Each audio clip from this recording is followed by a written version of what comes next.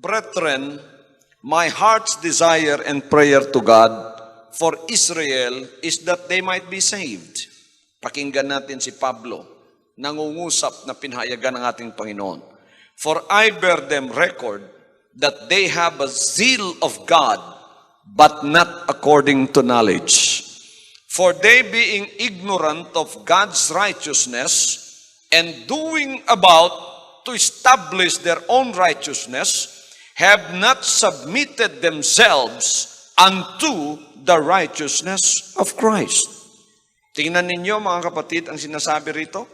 Sila raw ay ignorante sa mga katuwiran ng Diyos at sila ay nagpapatayo ng kanilang sariling katuwiran, hindi sila nagpailalim sa katuwiran ng Diyos, ngunit nagtayo ng sarili nilang katuwiran. Nabutan ito ng Panginoon at sa panahon ni Pablo, ganon din ang kanyang nakita. Ako, ganito rin ang aking nakikita hanggang sa mga huling araw na ito. Hallelujah. Pagka nakamemorize na ng 4 na bersikulo ang isang tao, nagtatayo na ng sariling relihiyon. At sinabing ito ang sinabi ng Panginoon sa Mateo Kapitulo 16, versikulo 19. Ito ang iglesia. Ito ang itinayo ni Jesus Christ na iglesia. Alam po ba ninyo, ang iglesia ay hindi organisasyon? Tingnan ninyo kung anong iglesia. Pakinggan natin. Sinabi ng Colossians 1:18, and He is the head of the body, the church. Lahat tayo sabing, He is the head of the body. The church, who is the beginning, the firstborn from the dead, that in all things He might have the preeminence. Siya ang ulo ng katawan, ang iglesia. Ang iglesia ay katawan. Paano kang magiging katawan na nakadugtong sa ulo na walang iba kundi si Jesus Christ? Kung ikaw ay may bagong espiritu, at yan ay ang espiritu ng pagsusunod na iyong tinanggap dahil ikaw ay nagsisi ng iyong kasalanan at sinabing mula ngayon, hindi na ang kalooban ko ang matutupad, kundi ang iyo ng kalooban o Diyos. Ngayon, kung memorize ng isang tao ang buong kasulatan at hindi naman siya nagsisi ng kanyang kasalanan at hindi niya sinusunod ang mga banal na kasulatan, ano ang mangyayari sa kanya?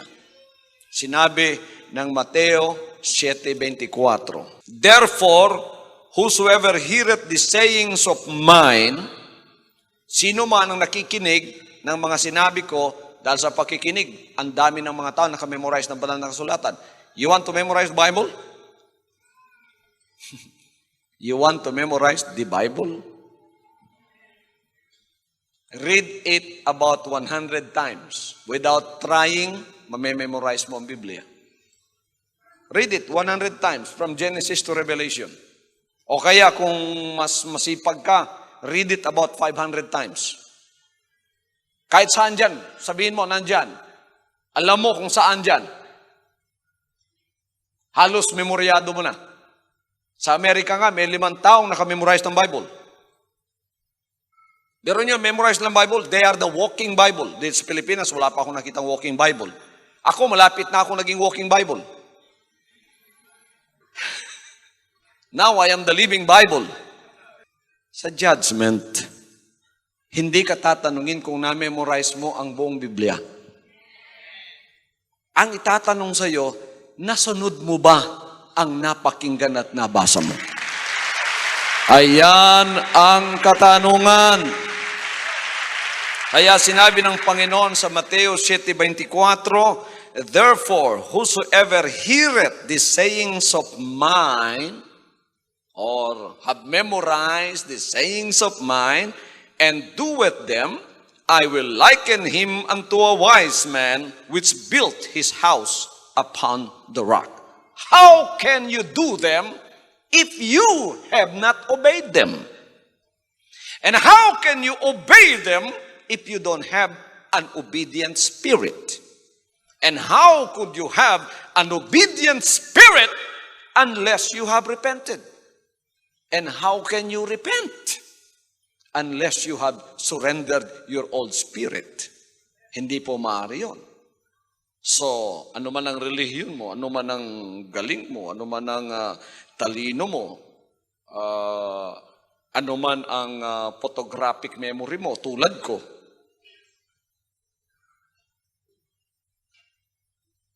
sabi ng iba, magaling daw ako masyado. Halos memorize ko raw ang Biblia. Hindi ako ron doon na nag-glorify. Wala doon sa tinatawag na ako'y magaling. Napakarami ng pumupuri sa inyong pastor. Napakagaling ko raw talaga sa Bible. Halos memorize ko daw yung Bible. Pero hindi ako ron nasasaya. Hindi doon ang aking kagalakan nagmumula. Nagmumula ang kagalakan ko pagka naaalala ko na ang lahat ng aking na-memorize ay nasusunod ko. At ako'y nagkaroon ng isang bagong espiritu ng dahilan dyan, nasusunod ko ang mga bagay na yan. Sapagkat doon tayo hahatulan ng buhay na Diyos. Nakikinig at sumusunod sa mga sinabi ko. Matutulad siya sa isang taong matalino, nagtayo ng kanyang bahay sa ibabaw ng bato. Alalahanin ninyo, sinabi niya kay Pedro, itatayo ko ang aking iglesia sa ibabaw ng bato. Ito sinabi ng Panginoon muli, ang taong nakikinig ng aking salita at sinusunod ito, mahihahalin tulad siya sa isang taong matalino na nagtayo ng kanyang bahay o pananampalataya sa ibabaw ng bato. Tatayo ko ang aking iglesia, ang aking katawan. Yung katawan niya, yung may bagong espiritu, doon niya tatayo sa pagsusunod na yon. Pero ito, tingnan ninyo, dumating ang ulan, ang baha, ang mga hangin, humampas sa bahay na yon, hindi nabuwal dahil ito'y nakatayo sa ibabaw ng bato. Pakinggan ninyo 26. And everyone that heareth these sayings of mine, and doeth them not. Ayan. Or memorize them, hears them, or memorize them, and doeth them not, shall be likened unto a foolish man which built his house upon the sand. Isa siyang mangmang, nakikinig, sa kanyang palaging pakikinig at sa kanyang palaging pagbabasa. Sabi ng isang tao sa akin, Pastor, alam mo ba kung ilan na ang nasirang Bible sa kamay ko? Pang-anim na ito. Halos memorize na rin yung Biblia dahil biro ninyo, 6 nang nasira sa kamay niya. Kaya't nakukot na niya halos ang Bible. Siguro, hindi lang 100 times niya binasa, baka 500 times pa nga. Pero wala ron, mga kapatid Pagka-judgment, humarap ka, sasabihin ng Panginoon, ang bawat isang nakikinig sa mga sinabi ko at hindi ginagawa, isa siyang taong mangmang. Sapagkat darating ang panahon sa judgment na hindi tatanggapin ang kanyang pananampalataya at paglilingkod. Mabubuwal siya when judgment time comes. Hallelujah! Kaya yung mahalaga talaga pala yung pagsusunod. Ngunit, pagka ikaw ay sumusunod, gusto mong sumunod, pero yung espiritu mo ay luma pa, makasalanan pa, espiritu pa ng pagsuway, ikaw gusto mong sumunod, yung espiritu mong naroon, pagsuway, mag-aaway kayo palagi araw-araw. Kaya't may mga mananampalatayang Napakasaya nila nung bago pa, sapagkat talagang gusto silang sumunod. Pero nang dahil ang espiritu nila, hindi pa nagbago dahil hindi pa na surrender, wala pa silang pagsisisi. Palagi sila nag-aaway nung espiritu niya at ang kanyang pagnanasang makapaglingkod sa Diyos. Palagi yan. Hanggang ang espiritong yun mananalo. Kasi iyon ang power sa loob mo eh. Yun ang mas makapangyarihan kaysa iyo. Kaya isang araw, makikita mo na, humihina na siya. At di magtatagal, backslider na. Wala na sa kanyang paglilingkod. Maari siyang maging pilosopo, pero wala na siyang sigasig sa paglilingkod na sumunod sa kalooban ng Diyos. Kaya't importante na magbago ang ating espiritu. Ipanganak tayong muli sa espiritu. Ngunit hindi tayo may papanganak na muli kung yung lumang espiritu ay hindi mamamatay. Ang mahirap dyan, ang laman madaling patayin eh. Kumuha ka lang ng 45, barilin mo yan, patay na yan. O kaya magpakamatay yan. Ganunin na ang liig yan, patay na, di ba? Yung laman, madaling patayin yun. Pero ang espiritu, mahirap patayin. Dahil hindi mo nakikita. Gusto ba ninyo? Ako marunong akong pumatay ng espiritu. Yung espiritu niyong luma, maaari natin patayin yan. Isuko pa natin. I-murder natin, isuko natin sa harap ng ating Panginoon. Dahil yan ang espiritong rebelde na kalaban ng Diyos sa tao. Na minanan niya sa kanyang unang magulang. At diyan nagtatago si Satanas sapagkat yan ang koneksyon ni Satanas sa tao. Ngunit dumating ang panahon na ang karya ng Diyos ay may hahayag. At sasabihin niya sa lahat ng espiritong yan, sumuko na kayo upang kayo ay mabuhay. Surrender and live. Rebel and die. Pagka nagrebelde ka, impyerno ang labas mo. Pagka sinuko mo, mabubuhay ka. Paano? Pagsisisi. Pagsisisi. Kaya sinabi ni Jesus Christ, except you repent, you shall all likewise perish. Importante pala talaga yung pagsisisi, mga kapatid. Amen? At ang pagsisisi ay pagsuko ng iyong makalumang espiritu. Sasabihin mo sa iyong amang pinagsukuan yan, mula ngayon, hindi na ang kalooban ko ng espiritong ito ang matutupad. Kasi si Satanas, nangyayari ang kalooban niya nang dahil sa espiritong minana mo sa kanya. Ngayon, isinusuko mo na ang espiritong yon. Hindi na ang kalooban ng espiritong ito ang matutupad, Panginoon. Isinusuko ko na siya sa iyo. Hallelujah! Tapos na ang kaharian ni Satanas sa aking buhay. Ang iyon ang kalooban ng aking susundin. Ang John 1:12, madaling matutupad sa buhay mo at sasabihin ng Panginoon, sa lahat ng tumanggap sa Kanya, binigyan niya sila ng kapangyarihang maging anak ng Diyos. Kasi anak tayo ng Diablo noon eh. Nang dahil sa espiritong yun.